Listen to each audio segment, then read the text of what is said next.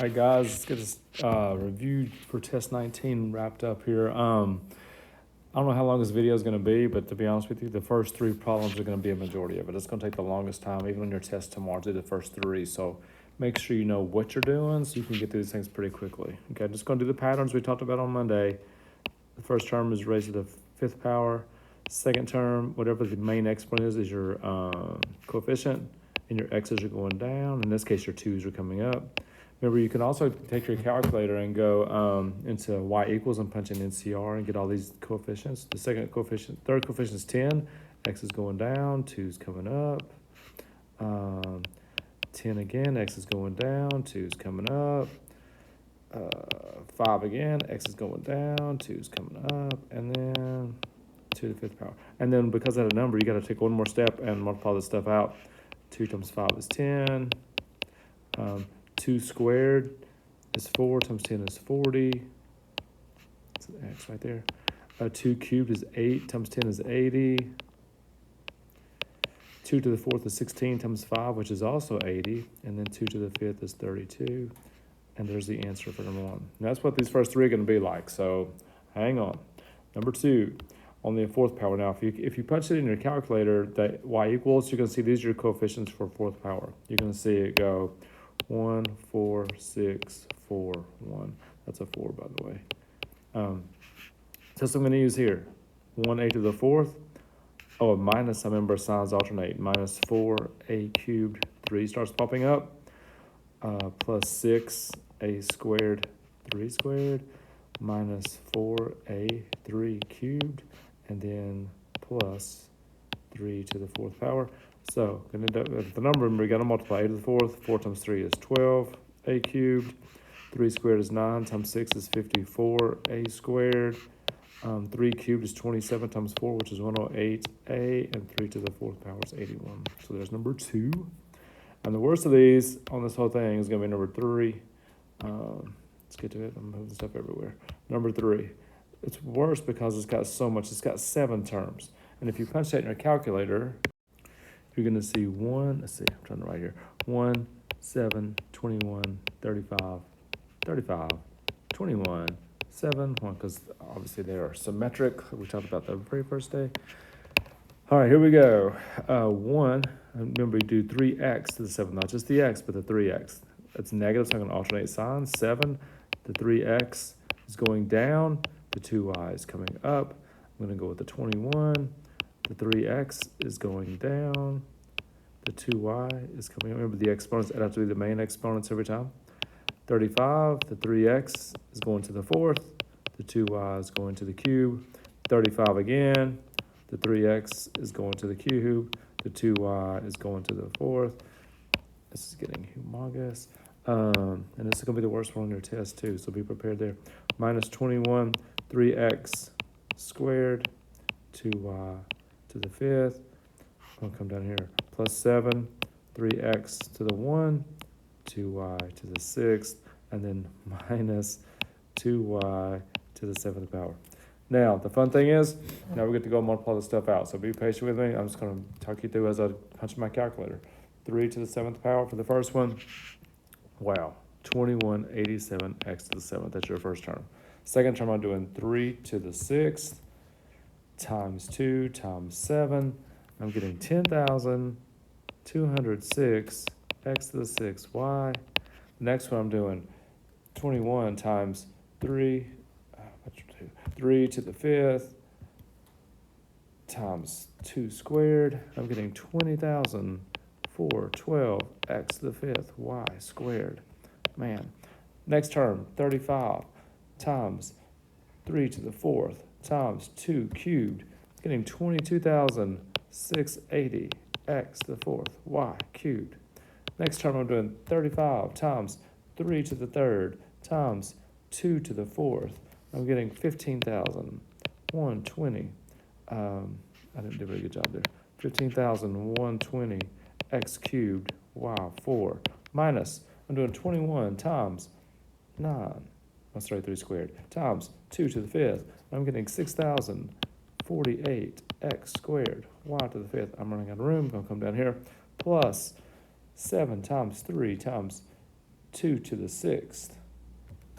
I'm getting 1344 x y to the 6th. And finally, 2 to the 7th power, 128 y7. Good night. There it is. Man, that was fun. Okay, next one. Find the 6th term of a minus b to the 7th power. Go ahead and put your ab down here. Remember, whatever term you're looking for, your second exponent is 1 less than that. So, since I'm looking for the 6th term, my second exponent is 5. That exponent is going to be 2 because the main exponent is 7. And I need to find my coefficient. So I'm going to do NCR right there, which is going to be 7C2. If I do 7C2, that's going to be 21. And because there's a minus sign there, remember every other term is negative. It goes plus, minus, plus, minus. The even terms are negative. Because that's the 6th term, it's negative. And guys, that's it. Negative 21, a squared, b to the 5th. Much, much easier. I'm telling you, 1, 2, and 3 are going to take up a majority of your time tomorrow. So make sure you know what you're doing on those. The 4th term, go ahead and put your x and your 2y. Because it's the 4th term, the second exponent is 3, which means the first exponent is 5 because that's an 8. I need to find my coefficient, so I'm going to do 8c. And you can do 8c5 or 3. It doesn't matter. It should be 56. Now to finish up, you need to do 56 times 2 to the 3rd power. And you should get 448 x to the 5th y cubed right there.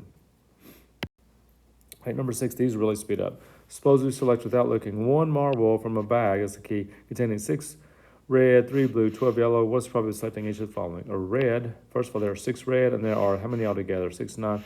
There are 21 marbles altogether. So it'd be 6 out of 21, which reduces down to 2/7. A green one, there are no greens, so probability is 0. A purple marble, there are no purple marbles, that's also 0. That's kind of crazy. A red or a green.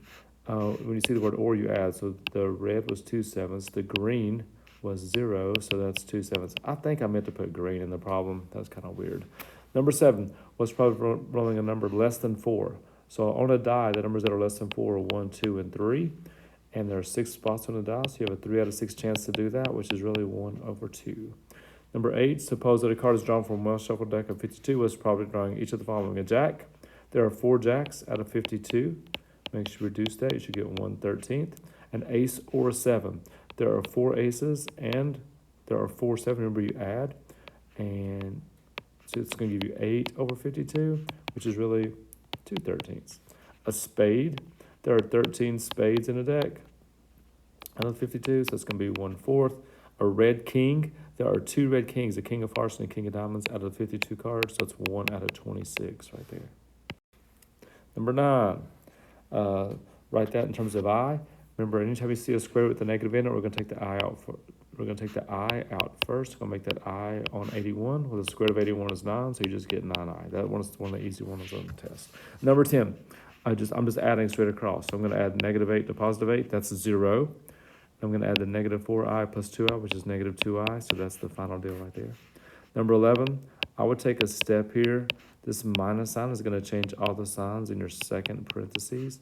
So if I add -5 and -9, that's -14. -6i plus 1i is -5i. There you have it. Number 12, always take i's out when you can. So I'm going to take an I out first of the 64, I out first of the 25. Now the square root of 64 is 8, so that's 8i. Square root of 25 is 5, that's 5i. So I get 40i squared. Don't forget I squared is really -1, so it really says 40 times -1, which is -40. Number 13, just going to distribute here, and I would get 12i minus 24i squared. All right, I squared is -1. If you do -1 times -24, it becomes +24, plus the 12i, and you have it. 14, FOIL, if I go first, outer, inner, and last. Now, a couple things about this FOIL. You can do a couple things. First, if I could add the 2 middle terms, you get -3i. The last term has an I squared, so it really makes that -20 become +20. I'm going to add that to the 2 in the front, which is 22 minus 3i. Number 15, maybe the toughest one of all the i's. You got to multiply the top and bottom by the conjugate of the denominator. The conjugate of 5 minus 9i is 5 plus 9i. All right, don't forget, when you multiply conjugates, you just do first, last. So 5 times 5 is 25.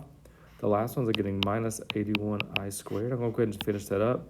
The I squared really makes it a plus 81. So I'm going to do 25 plus 81, which is 106. And my numerator, I'm just going to distribute. 2 times 5 is 10.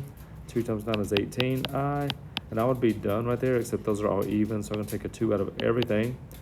Make that a 5, make that a 9, make that a 53. And there you go. 16. 16 is square, multiply double square. So I'm going to square the first one. Multiply together, we'll get negative 10I. If you double it, you get negative 20I. Square the 5I, get 25I squared. And again, I squared really makes that a negative, that's really a negative 25, which I'm going to add to the 4. 4 minus 25 is negative 21, minus 20I. Number 16. 17, I to the 26. Remember, anytime you have an exponent, we're going to use I squared to break that down. 2 goes into 26 13 times, so it's really negative 1 to the 13th power. And if you raise a negative number to an odd power, it stays negative, so it stays negative 1. If it had been an even, like if it had been a 14 or something, it would change to the positive 1. 18, so looking at this triangle, it says find the 6 trig functions of theta. Find theta first of all. First of all, theta is right there. Let's start with sine. Remember, sine is opposite over hypotenuse. So I'm going to go 12 13ths. Cosecant is reciprocal of sine, so I'm just going to flip that. Cosine is adjacent over hypotenuse. Just doing SOHCAHTOA. SOHCAHTOA. Secant, you can just do reciprocal of that one. Tangent, 2 ways you can do it. Tangent, you can do TOA, opposite over adjacent, which is 12 fifths. You could also do sine over cosine. 13s would cancel, you would have 12 fifths. Cotangent is reciprocal of tangent, so it's just 5 twelfths. No big deal there. Number 19, find the 7th term. To find the 7th term in the sequence, we're just going to plug 7 in for the ends. That's really all we're doing. So I'm doing 2 times 7 minus 5. Also 4 times 7 plus 7. And just basically punch that in my calculator. This first one, 14 minus 5, that's going to be 9. The second one's going to be 35. And if you do 9 times 35, you are going to get 315. That is the 7th term of that sequence.